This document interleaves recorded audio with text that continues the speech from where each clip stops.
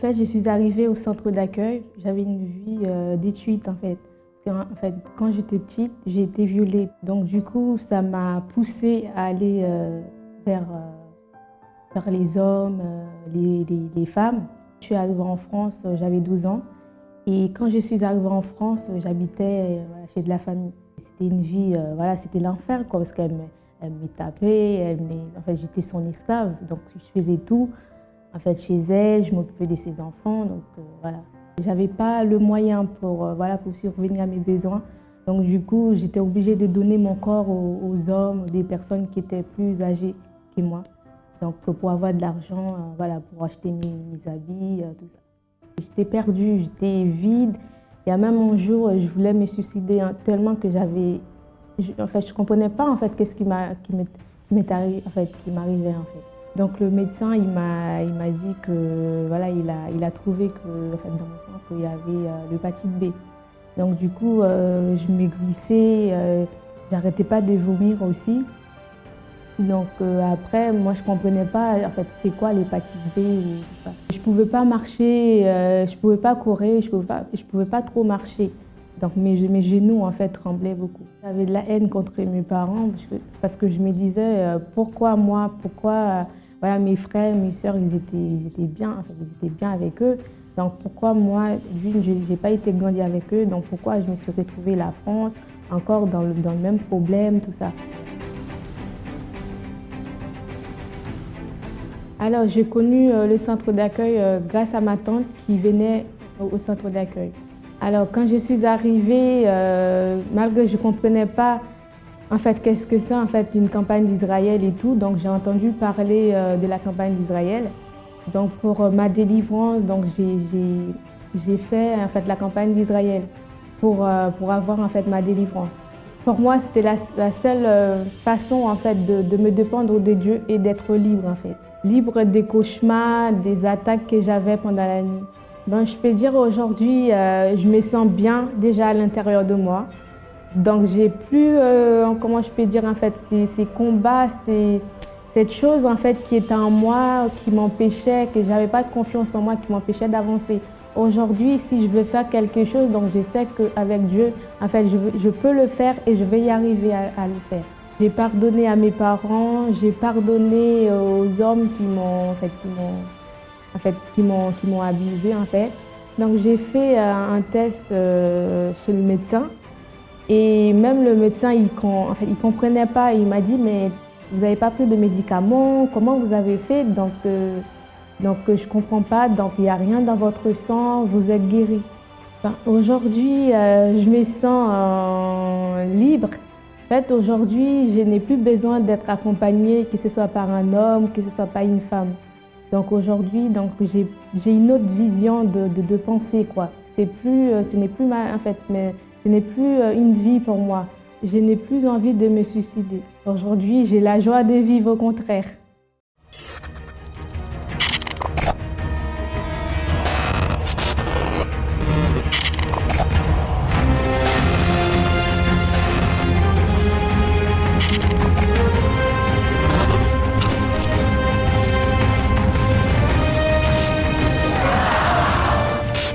Ma vie avant d'arriver au centre d'accueil, c'était une vie totalement détruite. J'avais pas confiance en moi. J'avais un grand vide à l'intérieur de moi. En fait, ce vide, ça a commencé par l'absence de mes parents. Parce qu'en fait, dès que j'étais petite, j'étais élevée par mes grands-parents. Mes parents étaient souvent au travail. Mon papa, il venait à la maison, il battait ma mère. Ça me cassait encore plus mon assurance qui était en moi, donc j'avais plus du tout confiance. Donc ça a été difficile de voir ma mère être battue. Et un soir, ça a été très difficile même parce que mon papa a failli poignarder ma mère. Ça m'a créé un choc. Et de ce fait-là, j'ai pris la décision de fuguer. Donc j'étais partie chez mon premier copain. Petit à petit, je me rendais compte que même ce premier copain, il voulait me frapper aussi. Donc j'ai été obligée de rompre au bout d'1 an et demi. Et cette rupture-là a été très difficile parce que je me sentais toujours aussi vide. Et pour l'oublier, j'ai fait un tout et n'importe quoi en fait. J'ai commencé à fumer, à avoir des fréquentations mauvaises. Lorsque j'ai commencé à avoir ces fréquentations-là, j'étais également dans le cannabis. Ça a été difficile de m'en sortir parce qu'à un moment, on était parti au pays. Je me rappelle, je faisais des crises parce que j'avais pas mon cannabis. J'ai passé un très mauvais comportement chez moi aussi au pays. Donc lorsqu'ils voyaient ça, ils se disaient voilà, ça se voyait que j'étais vraiment pas bien. Et donc pour combler ce vide-là, j'ai également commencé à investir dans mon apparence. J'ai fait du mannequinat.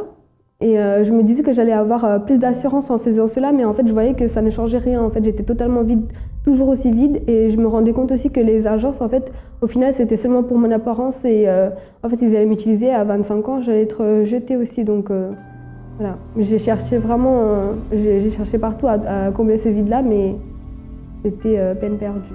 J'ai toujours été croyante, mais j'avais une foi religieuse. Donc ça ne m'aidait pas du tout. En fait, j'étais dans les traditions, etc. Et au final, comme je ne pratiquais pas, bien sûr, il n'y avait pas de changement, je croyais seulement. Quand j'étais dans des états, on va dire, d'ivresse, pas possible, donc je me suis fait violer. Et donc à partir de là, en fait, j'avais plus de considération envers moi-même. Je me valorisais plus, j'allais en boîte de nuit, etc. Et en fait, j'étais comme une serpillère. En fait, je me laissais utiliser par tous les garçons qui passaient. Quand j'ai vu que je me suis fait violer, je me suis dit que tous les garçons, ils étaient cruels, etc. Donc j'ai commencé à avoir de la haine envers les garçons. Donc je me suis dit que je vais me tourner vers les filles. Et à ce moment-là, il y avait une fille, on a essayé de se mettre ensemble, mais j'ai vu que ça ne me plaisait pas en fait. Par ce canal-là de la fille qui m'a dit que en fait, si je voulais, je pouvais me prostituer parce que au lieu de faire des choses ici avec les garçons, que autant gagner de l'argent en faisant ça. Donc voilà, et puis comme j'avais fugué de chez moi, que j'étais revenue à la maison, j'étais gênée de demander de l'argent à ma mère, etc. Donc pour pourvoir à ces besoins-là, j'ai commencé à me prostituer.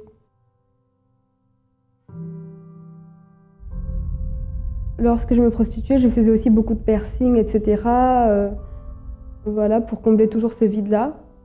Et c'était le moment le plus difficile de ma vie, c'était à ce moment-là quand je me prostituais, justement parce que et à chaque fois que je commettais ces actes-là, je buvais, j'étais totalement ivre en fait avant de me prostituer, parce que mentalement c'était difficile de le supporter. J'ai connu le centre d'accueil depuis qu'en fait je rencontrais des problèmes financiers. Et donc j'étais en train d'aller justement au tribunal pour régler l'affaire. Donc dans le bus, j'ai croisé une fille, nous avons parlé et puis j'ai été touchée. Ensuite je suis venue en centre d'accueil. J'ai commencé à surtout chercher Dieu, à essayer de comprendre la parole. J'ai commencé à me vider de tout ce qui était mauvais en moi, c'est-à-dire l'orgueil, la vie d'apparence, etc. Et petit à petit, en fait, dès que j'ai enlevé tout ça de mon cœur, en fait, je voulais une réelle transformation. Donc j'ai saisi l'opportunité pour la campagne d'Israël. C'était ma première campagne. Et là, en fait, j'ai pris la décision sincère de tout donner. J'ai vraiment sacrifié la personne que j'étais. Et grâce à cela aussi, mon intérêt pour le mannequinat et les choses comme ça, ils sont partis en fait. Tout le vide a été rempli par la présence de Dieu. Aujourd'hui, je suis heureuse, j'ai la paix en moi et vraiment je réussis dans mes projets. J'ai eu mon BTS, là je suis dans un DUT pour pouvoir ensuite intégrer une année de spécialisation. Avec ma famille, ils ont vu la différence. Ma mère, elle est très contente. D'ailleurs, je parlais avec mon papa, je l'ai pardonné. Ça a été difficile en fait de prendre la décision, mais dès que j'ai pris la décision, voilà, je l'appelle. De temps en temps, on se parle, on rigole ensemble. J'ai laissé totalement mon passé derrière moi. C'est vrai qu'il y a des cicatrices, mais vraiment, enfin, tout est en train d'être guéri. Et j'ai pris beaucoup plus confiance en moi par rapport à avant. Et surtout, j'ai compris que en fait, l'extérieur, c'était rien, qu'en fait, tout ça, c'était passager. Et que vraiment, mon intérêt, en fait, c'était ce qui comptait le plus. L'avenir, je la vois avec Dieu, voilà, dans la présence toujours, parce que je ne veux plus jamais quitter la présence de Dieu. En fait, je suis trop heureuse et Je veux trop pas quitter la présence de Dieu. Je souhaite en ce moment à tous la bienvenue dans notre émission. Et j'ai déjà préparé ici mon verre d'eau. Et j'aimerais vous inviter à faire en ce moment la même chose. Vous savez qu'en fin d'émission, nous allons prier en faveur de votre vie, pour vous qui avez besoin de l'aide de Dieu, pour vous qui reconnaissez que vous avez besoin d'être soutenu, que vous avez besoin de vous en sortir des difficultés que vous traversez en ce moment. Alors préparez votre verre d'eau et tout à l'heure, en fin d'émission, nous allons prier en votre faveur. De même, je vous invite aussi, si vous connaissez quelqu'un qui a besoin d'un soutien, personne qui pense en ce moment des moments très difficiles, alors invitez cette personne aussi à participer, à assister à cette émission, car j'ai la certitude qu'après cette émission, vous comme elle serez véritablement bénis. On va voir en ce moment notre premier témoignage, c'est le témoignage de Katia. Soyez attentifs à ce que Dieu a réalisé dans sa vie à travers sa foi. Ma vie, elle était vraiment, je dirais, par terre. Donc j'étais une personne qui était souffrante, vu que je n'avais pas d'affection au niveau de mes parents. Donc j'étais élevée chez des familles qui étaient vraiment des personnes d'accueil. Donc ces personnes-là ne connaissaient pas trop l'éducation. Donc j'ai grandi comme ça, avec cette souffrance à l'intérieur, sans me rendre compte. J'étais une personne dépressive aussi. À cause de ma souffrance, je reflétais souvent cette dépression sur mes enfants. Donc je battais souvent mon fils. À chaque fois que j'essayais de parler à quelqu'un, j'utilisais des gros mots, j'étais vraiment vulgaire. Donc je n'acceptais pas les personnes qu'on me fasse des réflexions.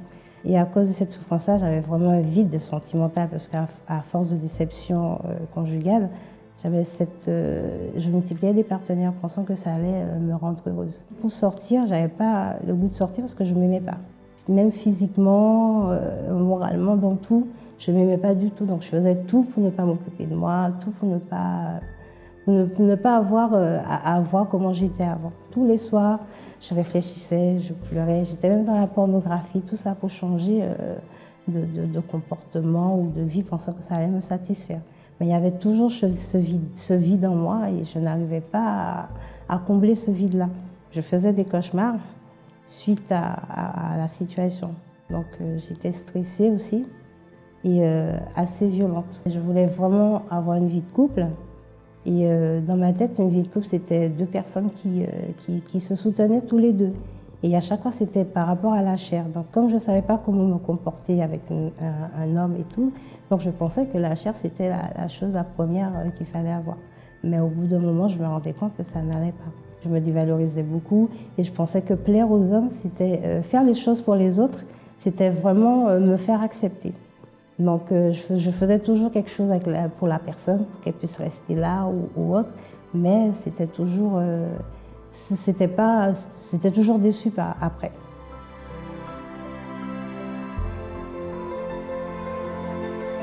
Au moment où j'ai connu le centre d'accueil, j'étais vraiment dans le comportement d'une personne qui ne voulait plus cette vie-là. Je ne voulais plus rester comme ça, seule, en solitude, parce que c'était vraiment un problème sentimental qui m'avait vraiment fait comprendre que j'étais vraiment pas sur la bonne voie. Ce que je voulais, c'est vraiment changer ma façon de me comporter au niveau de tout ce qui était géré financièrement, professionnellement, mais c'était vraiment à l'intérieur que ça devait se passer.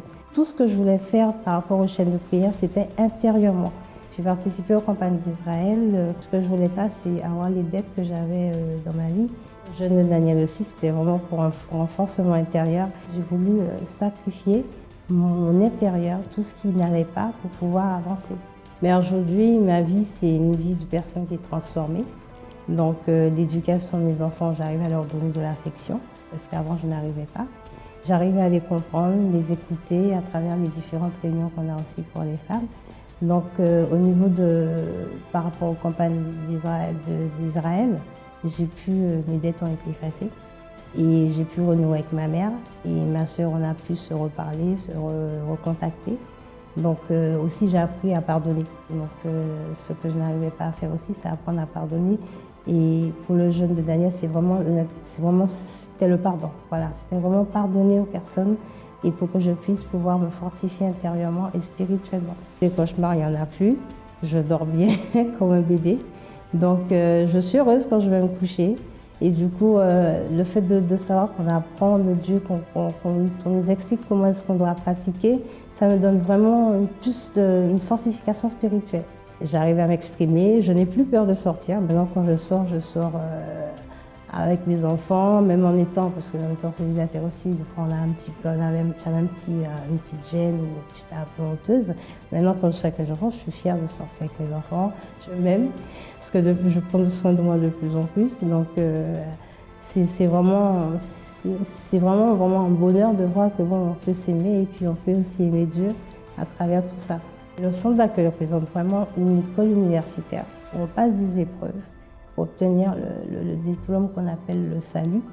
Parce que vraiment, c'est des personnes qui sont là pour nous aider. On est vraiment bien entourés et on a vraiment un suivi. Donc on n'est pas seul. Dès qu'il y a quelque chose qui ne va pas, on peut aller demander. Les gens sont francs avec nous et ils nous disent la vérité.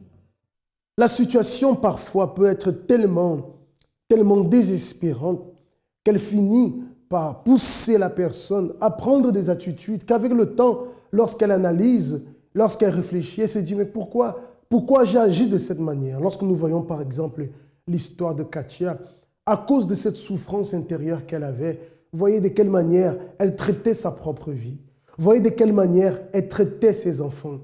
Tout cela à cause de tout ce qu'elle avait emmagasiné à l'intérieur, à cause de la souffrance qu'elle portait en elle. Mais vous voyez que cette souffrance a eu une fin. Mais cette fin n'est pas venue tout simplement parce qu'elle a voulu. Cette fin est venue parce qu'elle s'est battue. Elle a cru finalement qu'il pouvait avoir un changement. Et en mettant en pratique ce qu'elle a réussi ici au centre d'accueil, en vivant pleinement sa foi, elle a pu voir ce changement. D'où la question d'aujourd'hui, est-ce que ça vaut la peine de lutter? Est-ce que ça vaut la peine de se battre pour le changement de sa vie? Voyons en ce moment une autre histoire d'une personne qui a agi la foi et qui a été bénie. Avant d'arriver en centre d'accueil, j'avais une vie pas trop bien, déjà malade. J'avais une arthrose cervicale qui m'handicapait complètement, je souffrais. J'avais des maux de tête atroces, donc je finissais par vomir tellement que c'était douloureux. Ayant du mal à me lever le matin, je devais prendre une demi-heure avant de me mettre debout. J'étais obligée de prendre ma main gauche, le replacer sur mon ventre pour pouvoir pivoter du lit, pour pouvoir démarrer la journée. Et sans anti-inflammatoire, je ne peux rien faire. C'est une douleur atroce qui sortait des vertèbres et qui descendait dans le bras. On peut l'avoir dans les genoux, mais c'est une maladie handicapante qui ne guérit pas. On peut le soulager par des anti-inflammatoires ou des infiltrations. Uniquement, c'est une maladie à vie, pour ainsi dire. Dans le temps, on disait que c'était la maladie des vieux, comme on disait dans le temps, mais plus maintenant, parce que 90% de personnes sont atteintes de cette maladie, donc qui vit avec, puisque moi je vivais avec, parce que je ne savais pas qu'il y avait d'autres moyens. Et j'ai vécu 15 ans avec cette maladie en souffrant atrocement. Si je ne prenais pas les anti-inflammatoires ou des infiltrations, je ne pouvais rien faire. J'étais carrément clouée, pour ainsi dire, dans un lit sans bouger. Les gestes faciles, donc tout le monde pouvait faire. Moi, j'avais du mal à le faire parce que je ne pouvais pas porter un sac, puisque ça me tirait derrière. Le bras, je ne pouvais pas l'utiliser si je ne le soulageais pas en prenant des médicaments. Eh bien, je me sentais atrocement mal, parce que pour moi, c'était handicapant. Quand on se sent handicapé, qu'on ne peut pas faire grand-chose, on est mal déjà en soi. Et je souffrais beaucoup, et en prenant tous ces anti-inflammatoires, c'était l'estomac qui en prenait un coup. Puisque après ça, j'ai eu une overdose médicamenteuse, puisque les anti-inflammatoires, ça n'arrange pas les intestins à l'intérieur. Alors, je buvais, entre guillemets, pour plus de raisons, puisque déjà il y avait cette souffrance, il y avait un manque déjà de quelque chose dont je ne savais pas. Il y avait un manque à l'intérieur de moi aussi, donc en prenant l'alcool, pour moi, ça me soulageait, on va dire ça comme ça me soulageait. Et je me sentais bien, entre guillemets, mais après... Ma vie financière était catastrophique, donc j'avais une dette de 21 000 € et j'étais fichée à la banque, non seulement ça, mais je devais passer au tribunal. J'ai contracté, c'était le crédit Volving, je ne sais pas si je dis bien le nom, Volving.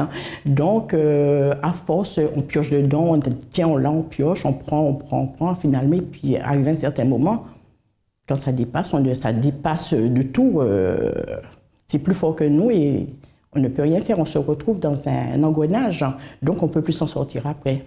Le moment le plus dur pour moi, c'était au moment que je buvais.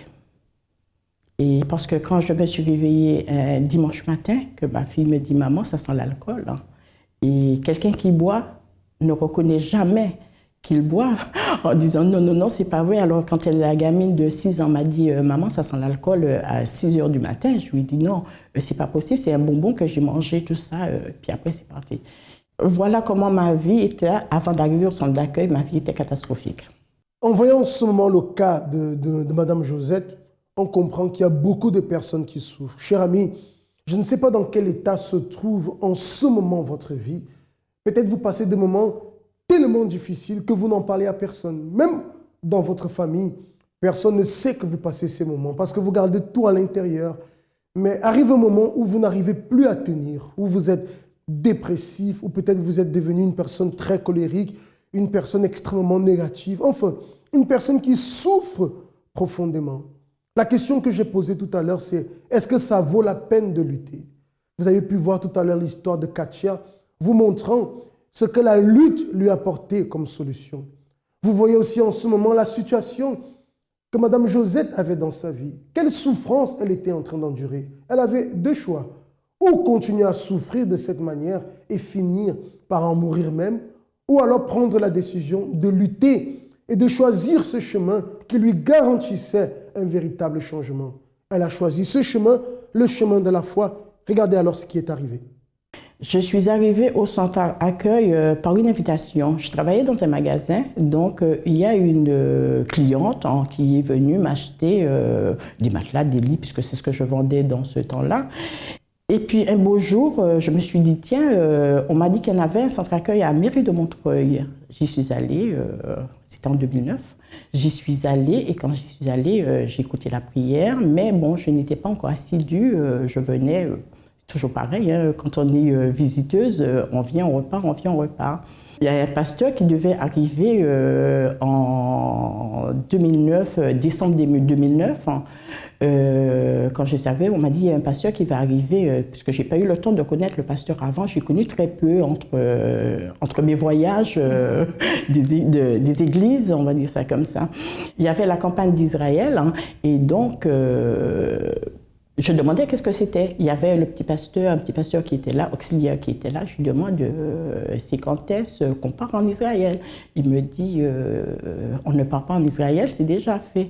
Alors il me dit, je lui dis qu'est-ce que c'est la campagne d'Israël? Il me dit non, bien il m'expliquait qu'est-ce que c'était, tout ça. Alors je lui dis bon, ben, je vais prendre mon enveloppe aussi. J'ai participé à cette campagne d'Israël parce que justement quand je suis rentrée, j'avais cette dette puisque je devais me présenter au tribunal, justement, parce que j'avais ce jugement qui devait se faire. Je me présentais au tribunal. Ma pensée, c'était dire je n'avais rien à perdre. Je dis bon, puisque en entendant parler les personnes qui l'ont déjà fait, qui étaient déjà là, qui ont dit j'ai ceci, je dis eh bien oui, pourquoi pas, je n'ai rien à perdre, je vais me lancer aussi. Et si de là, je me suis lancée, je l'ai fait. Et tout en recevant les lettres des huissiers et tout ça. Et puis j'ai dit, Seigneur, mais c'est ce que je te présente. Je te présente justement cette dette, hein, justement, qui me suit. Et c'est de là que, 2 semaines après, je devais me présenter au tribunal. Hein, et il y avait un couple qui était là, qui me demandait, vous n'avez pas d'avocat? Je lui ai dit non, je n'ai pas d'avocat. Le seul que j'ai fait, il est là. Et il m'a dit, ah bon? Et quand je suis arrivée devant le juge, elle me dit, oui madame, comment ça se fait? Vous avez pu contacter une dette de 21 000 €. Alors je lui ai dit oui, parce que j'en avais besoin et c'est comme ça. Et puis il m'a regardé, il a demandé à l'autre adversaire. Parce que vu que je n'avais pas beaucoup d'argent déjà en premier, j'ai dit justement en parlant avec une sœur, enfin une ouvrière, il m'a dit oui, c'est le tout qu'il faut, tout ça. Et mon tout, c'était mon tout. Alors j'ai déposé. J'ai senti quand même quelque chose. J'ai dit Seigneur, c'est toi, tu vas le faire. Tu vas le faire parce que tu me connais, tu sais, c'est tout ce qui me reste, c'est tout ce que j'ai. Alors j'ai déposé et quand je l'ai déposé, j'ai senti quand même ce soulagement parce que je me suis dit, il va agir Dieu. Parce qu'il est grand, il est puissant et il nous a dit toujours de le mettre à l'épreuve.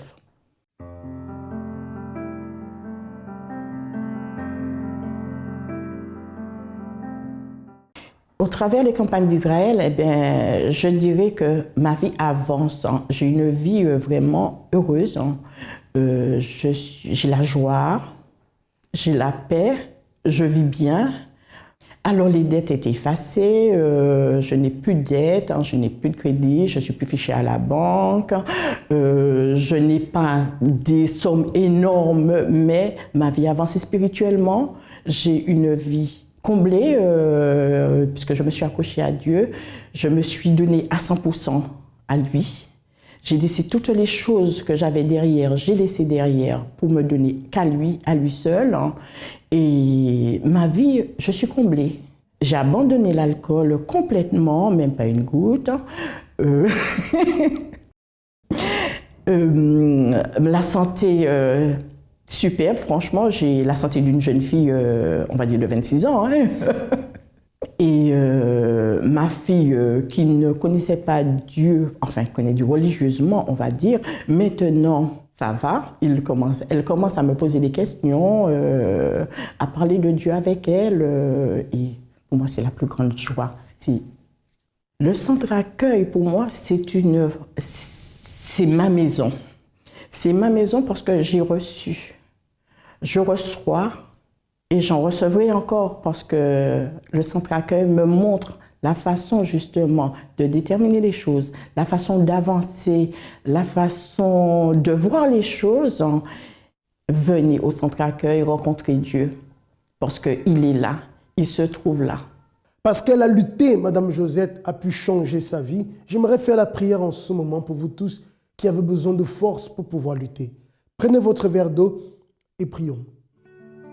Mon Dieu et mon Père, au nom de Jésus-Christ, que soient bénies en ce moment toutes les personnes qui acceptent cette prière, toutes les personnes qui reconnaissent, mon Dieu, qu'elles ont besoin d'aide, qu'elles n'ont plus de force et qu'elles ont besoin de force pour lutter parce qu'elles croient, Seigneur, qu'en luttant dans la foi, elles obtiendront la transformation que tu promets.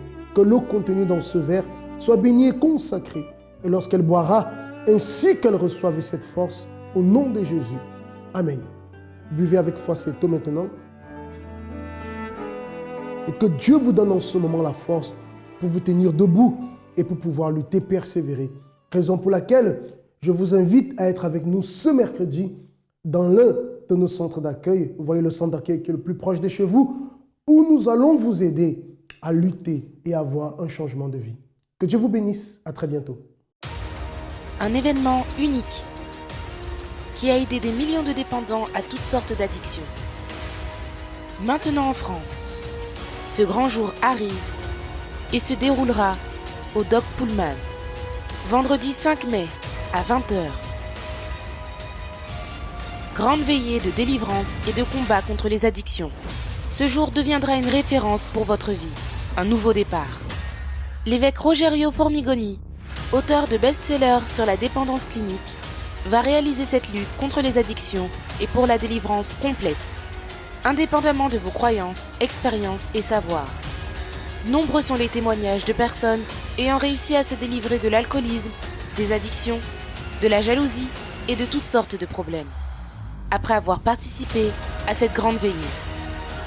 L'opportunité vous est donnée. Grande veillée de délivrance et de combat contre les addictions, vendredi 5 mai à 20h.